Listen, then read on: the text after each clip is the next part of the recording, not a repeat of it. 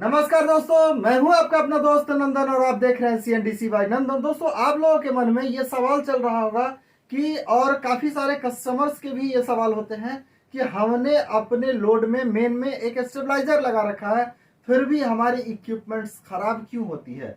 तो ये सवाल भी, उनका कहना भी बिल्कुल सही है कि अगर मैं किसी डिवाइस के अंदर वोल्टेज बिल्कुल एक्यूरेट करके दे रहा हूँ, बिल्कुल कांस्टेंट दे रहा हूँ, बावजूद जो है हमारी इक्विपमेंट्स खराब क्यों होती है।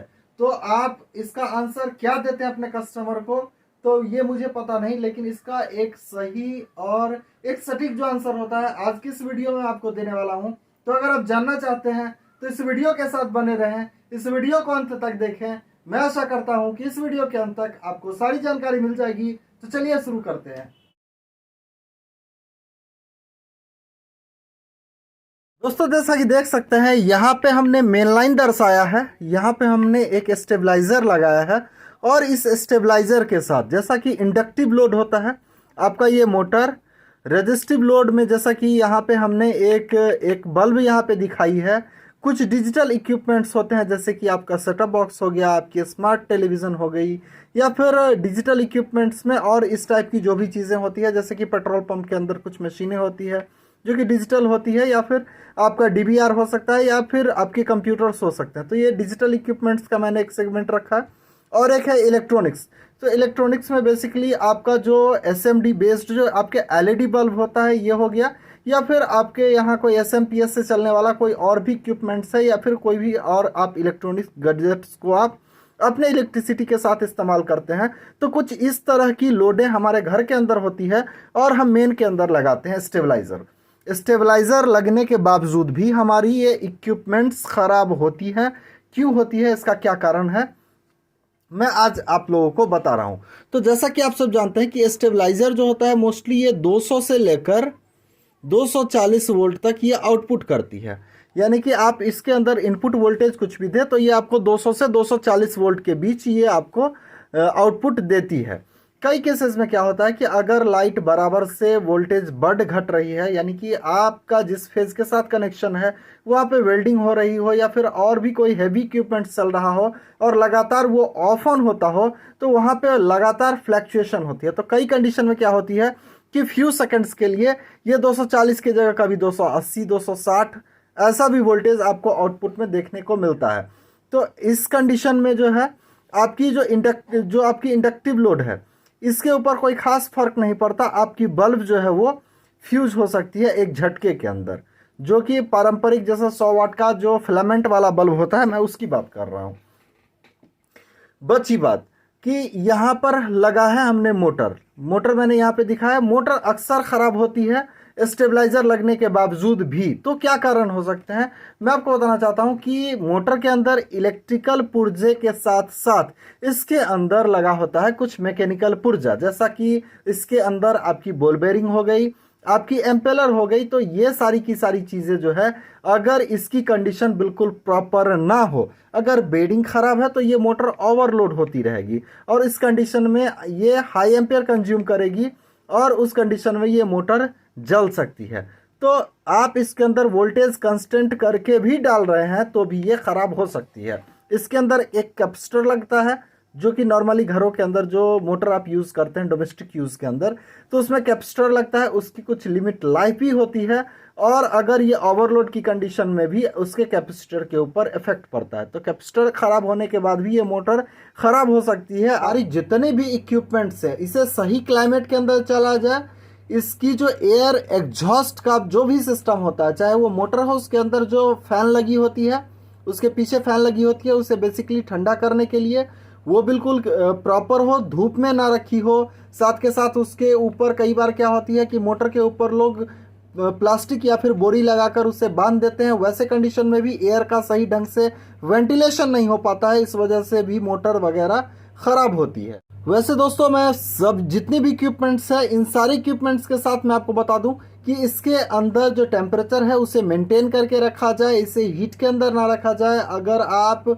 इसे किसी ऐसे जगह पे, जैसे सपोज कीजिए आपके घर के अंदर इन्वर्टर है, तो इन्वर्टर के अंदर भी जो कई बार क्या होती है कि उसे क्लॉथ से बिल्कुल पूरी तरीके से क्लोज्ड कर दी जाती है, उसके अंदर जो फैन लगी है वो प्रॉपर वेंटिलेशन नहीं कर पाती है। तो ये सब भी कंडीशन होती है जिसमें कि आपकी इक्विपमेंट्स ख़राब होती है। घर के अंदर स्टेबलाइजर लगी भी हो, इससे कोई ख़ास फ़र्क नहीं पड़ता। और जैसा कि मैंने आपको बताया 200 से 240 वोल्ट देती है ये हमारे बल्ब को। फ्यू सेकंड्स के लिए अगर वोल्टेज कभी बढ़ के आ गई तो उस कंडीशन में ये कट सकती है। हालांकि फिलामेंट की भी एक लिमिट लाइफ होती है, बावजूद कभी वोल्टेज की अगर फ्लैक्चुएशन थोड़ी बहुत देखने को मिली तो ये ख़राब हो जाती है।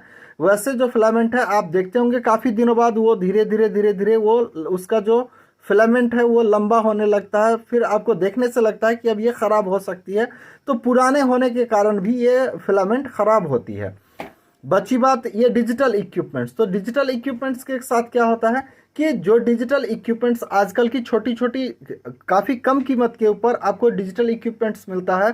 जैसा कि आपने देखा होगा कि जितनी भी इक्विपमेंट्स होती है डिजिटल, उसके अंदर कैपेसिटर लगा होता है सर्किट में काफ़ी सारा, और कुछ सेकेंड्स के लिए यानी कि 1-2 सेकेंड्स तक के लिए भी अगर पुराने इक्विपमेंट्स के अंदर लाइट चली जाती थी और लाइट अगर दोबारा से आए तो उस उतने 1-2 सेकेंड तक उस सर्किट को पूरी तरीके से वो ऑन करके रख सकती थी उसका कैपेसिटर। पर आजकल डिजिटल इक्विपमेंट्स के अंदर जो कैपेसिटर है वो काफ़ी छोटा इस्तेमाल किया जाता है, और इसके वजह से क्या होता है कि आपकी जो स्टेबलाइजर है अगर इसकी रिले वोल्टेज को एडजस्ट करने लगी उतने टाइम के अंदर ये बार बार रीस्टार्ट आपका होता रहता है। जैसे कि आपने टेलीविज़न या फिर सेटअप बॉक्स को आपने ऑन कर दिया और आपकी वोल्टेज की फ्लैक्चुएशन हुई और आपका स्टेबलाइजर का एवीआर वोल्टेज को सेंस करने में लगा, फ्यू सेकंड्स डिले होने के कारण आपकी टेलीविज़न दोबारा से रीस्टार्ट हो जाती है।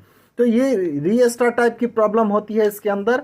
और दूसरी प्रॉब्लम ये आती है कि जो भी इक्विपमेंट्स है अपने क्लाइमेट के अंदर ह्यूमिडिटी होती है, जो अपने वायुमंडल में जो नमी होती है, तो नमी के कारण भी जैसा कि मौसम अगर बरसात का मौसम है तो इस कंडीशन में क्या होती है कि जो हमारी सर्किट बोर्ड होती है उसके ऊपर मॉइस्चर जमा होता है, और जो मॉइस्चर की वजह से क्या होता है कि फ्यू वोल्टेज सर्किट के अंदर इधर उधर जाने लगती है, और इस वजह से भी जो है हमारी डिजिटल इक्विपमेंट्स खराब होने की संभावना रहती है। जो डिजिटल इक्विपमेंट्स है इसके अंदर भी कैपेसिटर वगैरह जो यूज होती है इसकी भी कुछ लिमिट लाइफ होती है। अगर इसे बहुत ज़्यादा यूज किया जाए उस कंडीशन में वो कैपेसिटर भी खराब हो सकती है।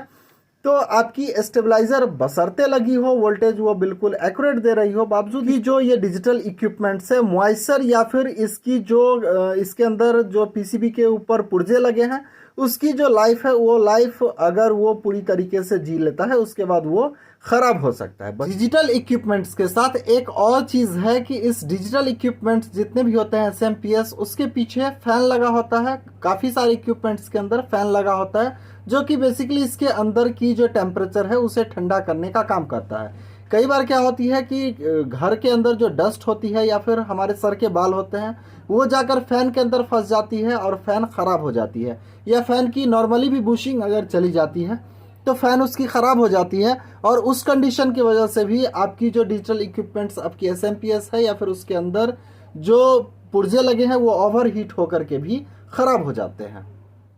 अब यहाँ पे हम आते हैं इलेक्ट्रॉनिक्स गैजेट्स के ऊपर। तो लगभग डिजिटल और इक्विपमेंट्स के अंदर और इसके अंदर बिल्कुल यही सिमिलैरिटी है। जैसा कि आपने एलईडी बल्ब लगाया है, तो एलईडी बल्ब आपने लगाया है तो उसके अंदर जो एसएमपीएस का होता है सर्किट वो इलेक्ट्रॉनिक होता है, और उसके अंदर भी मॉइस्चर का प्रॉब्लम होता है। साथ के साथ आपकी क्लाइमेट की टेम्परेचर क्या है, आपके मौसम में कितनी गर्मी है। एक तो जो आपकी बल्ब जलती है चाहे एसएमडी वाली एलईडी जले या फिर नॉर्मल आपकी बल्ब जले, तो ये हीट जनरेट करती है। एलईडी के अंदर हीट सिंक लगा होता है एल्युमिनियम का, इसके अंदर हीट सिंक नहीं होता है, पर क्लाइमेट अगर पहले से काफ़ी गर्म हो तो ये काफ़ी जल्द गर्म हो जाता है, और हीट बहुत ज़्यादा होने की वजह से भी आपकी एलईडी की बल्ब जो एसएमडी वाली है वो ख़राब होती है, या फिर ये भी बल्ब ओवर हीट होने की वजह से ख़राब होती है। अगर किसी भी इक्विपमेंट्स को एक लिमिट टेम्परेचर से हाई टेम्परेचर के अंदर अगर उसे यूज़ की जाए तो भी आपकी इक्विपमेंट्स खराब होती है। तो स्टेबलाइजर आपके घर के अंदर अगर लगा भी तो भी कई सारी ऐसी कंडीशन हो सकती है जिसके अंदर की आपके घर की इक्विपमेंट्स खराब हो सकती है। इसमें स्टेबलाइजर का आप फॉल्ट नहीं कह सकते, इसके अंदर काफ़ी सारी चीज़ें मायने रखती हैं। मैंने आपको बताया क्लाइमेट का टेम्परेचर हो गया, आपके मोटर के अंदर मैकेनिकल पुर्जे हो गए, या फिर फ्यू सेकंड्स के लिए अगर आपकी स्टेबलाइजर कभी हाई वोल्टेज देती है तो उस कंडीशन में भी चीज़ें ख़राब होती है। आपकी जो क्लाइमेट के अंदर जो ह्यूमिडिटी है, आपकी इलेक्ट्रॉनिक्स या फिर डिजिटल इक्विपमेंट्स को भी ये काफ़ी प्रभावित करता है। तो काफ़ी सारी फैक्टर्स हैं, और इसके भी मन में कुछ ऐसा चल रहा है कि जो स्टेबलाइजर लगने के बाद भी हमारी इक्विपमेंट्स ख़राब होती है। इसके लिए अगर कुछ और भी चीज़ें अगर आपके सामने आती हैं, अगर आपके मेमोरी के अंदर है, तो आप कमेंट सेक्शन के अंदर हमें बता सकते हैं। तो दोस्तों, मैं उम्मीद करता हूं कि हमारी बनाई वीडियो आपको पसंद आई और इस वीडियो से आपको कुछ नया सीखने को मिला। दोस्तों, हमारी वीडियो अगर आपको आती है पसंद तो प्लीज़ लाइक करें, और आपका कोई भी सवाल या सुझाव है तो हमें कमेंट बॉक्स में ज़रूर लिखें। वीडियो को अंत तक देखने के लिए आप सभी दोस्तों का बहुत बहुत धन्यवाद।